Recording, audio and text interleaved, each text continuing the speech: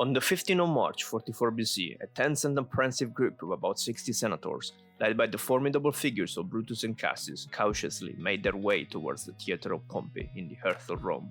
Their noble mission, driven by fear and suspicion, was nothing short of revolutionary: to eliminate a usurper and a dictator aiming to restore the hallowed republic and return power to the hands of the Roman people. The target of their plot was none other than the man who had boldly declared himself the sole ruler of Rome, a man who had brazenly undermined the very foundations of the republic itself. Yet, little they knew that the audacious act would forever etch their names in the annals of history. In a turn of events both unexpected and profound, this assembly of senators would carry out what would become the most renowned assassination in recorded history, forever transforming an unsuspecting 55-year-old man into a deity of mythic proportions. The assassination of Julius Caesar shattered the ancient world, sending shockwaves that reverberated far and wide.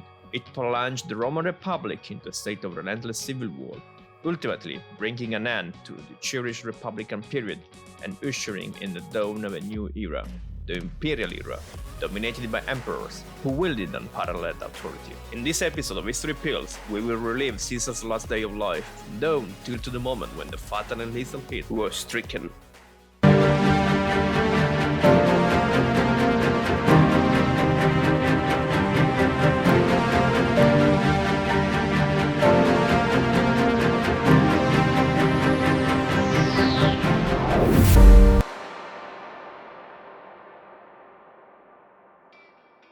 Gaius Julius Caesar, a name that echoes through the corridors of history, remains one of the most influential figures in the annals of Western civilization. Born in 100 BC into a patrician family, Caesar's life unfolds as a saga of ambition, military prowess, and political maneuvering. Displaying from an early age remarkable talent and intellect, he demonstrated an insatiable appetite for knowledge, rhetoric, philosophy, and the art of oratory. He was an innovator and a genius that steadily ascended the ranks, becoming a prominent general known for his audacity, tactical innovation, and most of all, for being the first among his own men. From Asia Minor to Gaul, to Spain, Africa, Britain, Greece, and Egypt, cornered by his enemy multiple times and on the brink of total destruction and against all odds, Caesar, always and everywhere, triumphed victorious. However, power always comes with a risk, and Caesar's popularity and charisma eventually became a cause for concern among his rivals, who feared his growing influence and the erosion of the Senate's authority. Fear that culminated when, after years of dictatorship in February 44 BC, he was eventually proclaimed Dictator Perpetuo, Dictator for life. The role of Roman dictator, unlike its modern connotation, was established as a response to imminent threats and crises faced by the Roman Republic. This political office was never intended to be a permanent position, but rather a temporary measure governed by strict limitations. The appointment of a dictator was typically carried out by consuls, who selected an individual to assume this extraordinary authority. However, the duration of a dictator's term was expected to be brief, spanning no more than 6 months, or until the resolution of the crisis that necessitated their appointment, thus making it essential to distinguish the ancient Roman concept of a dictator from its modern counterpart. With Caesar now dictator for life, an unsettling sense of déjà vu plagued the minds of the senators. Memories of the ancient kingdom resurfaced, evoking the fate of Lucius Tarquinius Superbus, the last king of Rome, overthrown by Lucius Junius Brutus.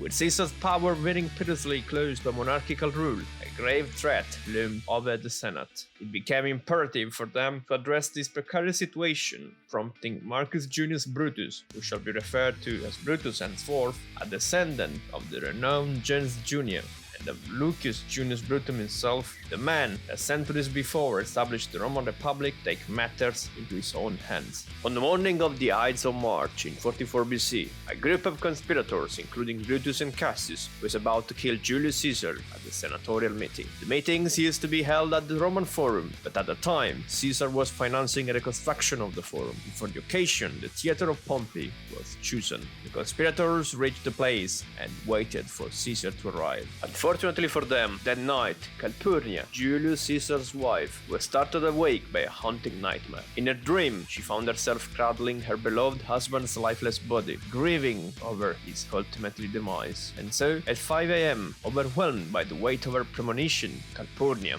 begged Caesar not to attend the Senate meeting for that day.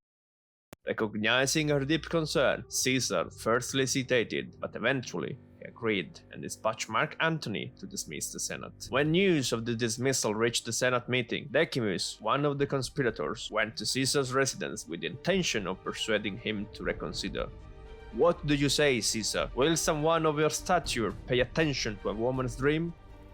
And so Caesar, persuaded by these words, ultimately decided to attend the Senate meeting. Reached the Senate, Mark Antony started to enter with Caesar, but was intercepted by one of the plotters and detained outside to avoid any reaction from him. He will remain outside until after the assassination, at which point he will flee. As Julius Caesar took his seat in the Senate, Lucius Tullius Cimber stepped forward, presenting a petition urging the recall of his exiled brother. Seizing the opportunity, the other conspirators gathered around, offering their vocal support. Plutarch recounts that Caesar, in a dismissive gesture, waved Cimber away, signaling his refusal to entertain the plea. However, Cimber, driven by desperation, boldly seized hold of Caesar's shoulders and forcefully tugged at his toga. Rage, Caesar screamed, "Insta quiedem vis est," that means, "Why? This is violence," and the tension in the room grew palpable as the lines were crossed and the wheels of tragedy set in motion. At the same time, Casca took his dagger and aimed at the dictator's neck. Caesar turned around quickly and cut Casca by the arm. According to Plutarch, he said in Latin, "Casca, you villain, what are you doing?" So, frightened, he shouted, "Brothers, help me!" And although Caesar was able to violently throw Casca away, he stabbed him in the side. Within moments, Caesar was attacked from all directions, with Cassius slashing Caesar's face, Pusillanus stabbing at the back, and Decimus slicing his thigh. Caesar attempted to fight back. He was a soldier nonetheless. However, Plutarch reports that Caesar, seeing Brutus, his adopted son, among the conspirators, pulled his toga over his head and stopped fighting. As the men continued stabbing him, he lay defenseless on the lower steps of the portico. He will die at the base of the Curia of Pompey in the Theatre of Pompey, funnily enough under the statue of the defunct Pompey himself, Caesar's greatest rival. The autopsy will reveal that Caesar was stabbed 23 times, but only one wound, the second one to his ribs, had been fatal. This autopsy report, the earliest known post-mortem report in history, describes that Caesar's death was mostly attributed to blood loss from his stab wounds. Brutus and his companions then marched through the city, announcing, "People of Rome were once again free."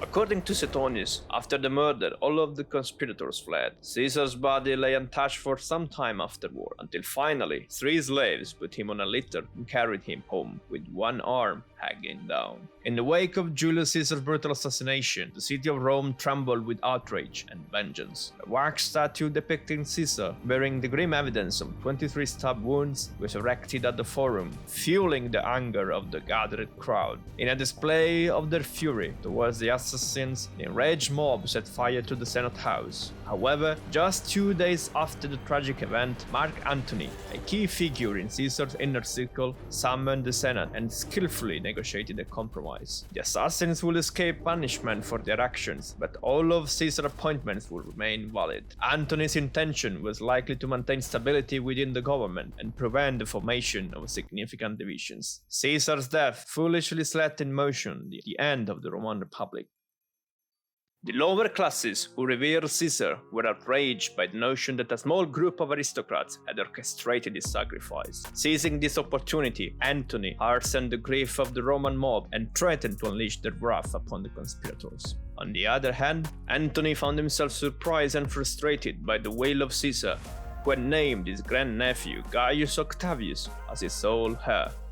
Octavius, an 18-year-old at the time of Caesar's death, that possessed remarkable political acumen, abandoning his studies, sailed to Brundisium, inheriting the immensely influential Caesar name and the loyalty of many Romans. You probably know this young guy by the surname that the Roman Senate will later grant him, Augustus.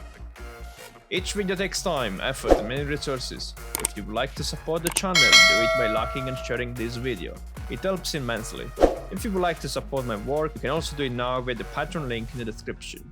Did you know how Caesar was assassinated? In the next episode of this series, we will explore how a young and inexperienced guy was able to become the most powerful man of the ancient world and transform Rome from a city of bricks into a city of marbles. Subscribe so that you will not miss out. Thanks for watching, and bye.